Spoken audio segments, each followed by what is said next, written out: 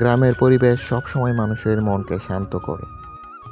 পাখির কিচিমিচির, বাতাস, সবুজ পরিবেশ সব মিলে একাকার।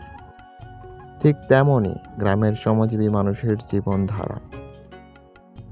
তারা জীবিকা নির্বাহের জন্য দিনরাত শ্রম দিয়ে যাচ্ছে,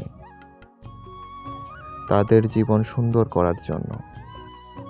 তাদের শ্রম যেমন কঠিন, তাদের মনটা তার থেকেও বেশি সুন্দর। আমাদের দেশকে কেন সোনালী ফসলের দেশ বলা হয় জানেন?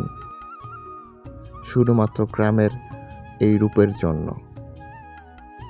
যারা গ্রামকে ভালোবেসেছেন, গ্রামের সবুজ দৃশ্য দেখে মনে গেঁথে রেখেছেন, তারাই হয়তো পল্লী কবি জসিমউদ্দিনের মতো কবি হয়েছেন।